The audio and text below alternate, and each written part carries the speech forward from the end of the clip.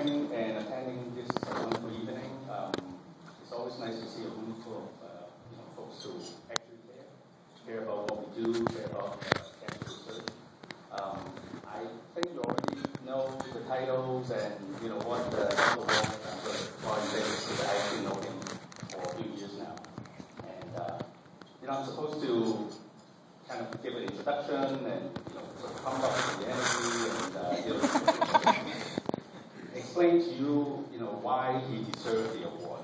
Because I was the last year's awardee, I had to pass the baton on to him.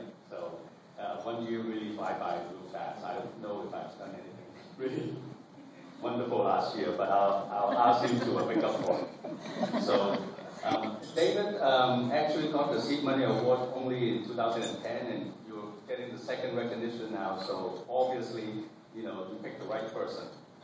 He really is a prototype, Seed Money Award grantee choice, because he's really deemed for success. If you ask anybody at Case, you know that he's extremely focused. And I encourage you to take a look at his picture, within the brochure tonight. Why he's not even wearing a tie? He's incredibly focused.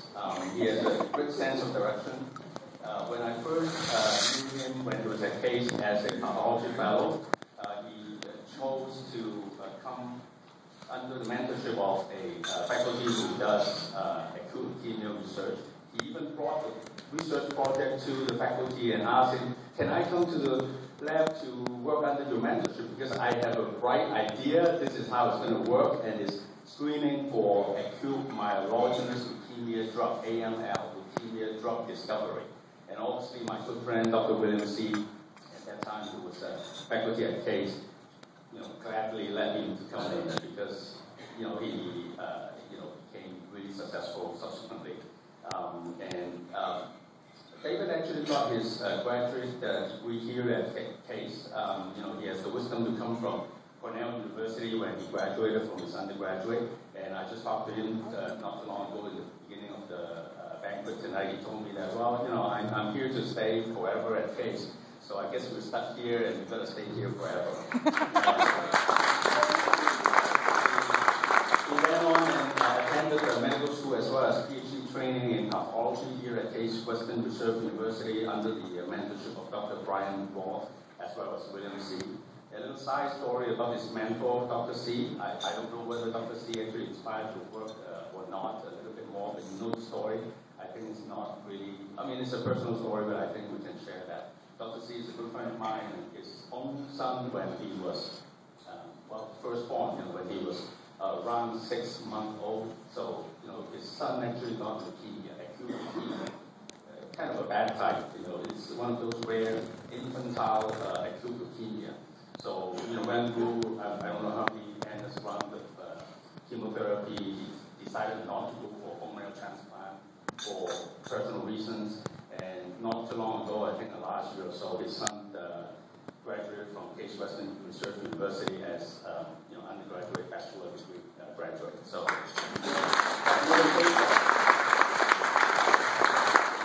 introduction is supposed to be brief. I'm not timing myself, but I think this is about time to let David to come up and receive the award and tell all of you about his own wonderful, successful story.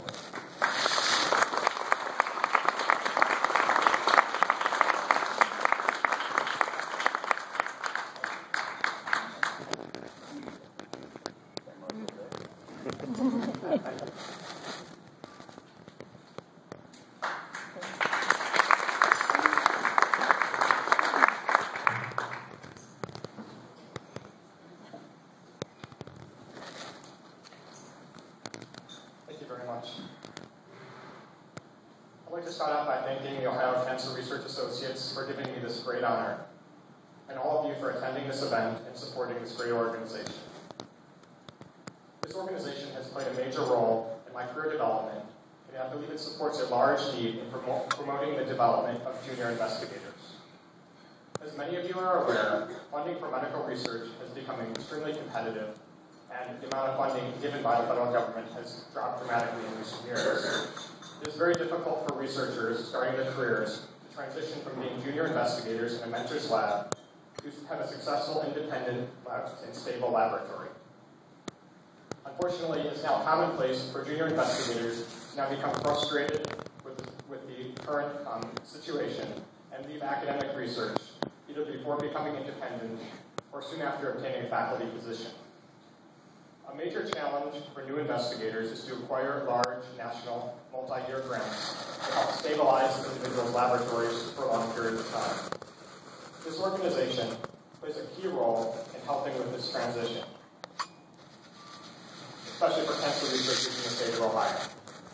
In particular, the seed funding provided by the Ohio Cancer Research Associates helps junior investigators obtain sufficient preliminary data so that they can be competitive for national funding from the National Institute of Health or other large organizations. This organization has greatly helped me personally with this transition. I'd like now to give you a brief overview of the type of research that I perform that got a great start from the funding from this organization. As you just heard, the major focus of our work is on cancer drug development. In particular, my focus is trying to develop non-traditional treatments for a common type of leukemia called acute myeloid leukemia, or AML, as Dr. Ma just mentioned. Unfortunately, the current prognosis of most AML patients is extremely poor, and the vast majority of patients with AML still die within a few years of diagnosis. I believe one reason for the poor therapeutic options for AML patients is it's a relatively rare disease, and it has not been a major focus for large pharmaceutical companies. In fact, there hasn't been a change in standard AML therapy in almost 40 years. The one exception for the poor outcomes of AML patients is for a very rare subtype of AML, occurring in about 5% of AML patients, where a differentiation therapy is used. The use of this specific differentiation agent for this rare subtype of leukemia actually leads to the cure of the majority of patients who fall into this subtype. The enormous success of differentiation therapy for this rare AML subtype has really demonstrated the potential of this alternative, non-traditional therapeutic approach for acute myeloid leukemia. What differentiation therapy is a method to cause the maturation of cancer cells. So instead of directly killing cells, which occurs with normal chemotherapeutic drugs, you're forcing them to mature. These mature cells are no longer capable of growing, and therefore they no longer can cause disease. With standard chemotherapeutics, they're generally toxic agents that kill rapidly dividing cells. And differentiation therapy, on the other hand, at least offers the potential of having lower toxic regimens where you don't necessarily need to directly kill the cancer cells. The focus of my work is to develop new and novel differentiation therapies for the remaining 90 to 95% of AML patients who don't respond to the current existing differentiation therapy. We currently have several different small molecules that we're trying to develop as differentiation agents for AML. They're in various stages of preclinical animal stage development that we hope in the next couple of years to be able to test clinically. So that's a basic synopsis of our general research strategy that got a great support from the Ohio Cancer Research Associates. So I'd just like to emphasize again, I'd like to thank all of you for attending and supporting this organization, and for presenting me with this great honor today. They played a great role in my career development thus far. Thank you.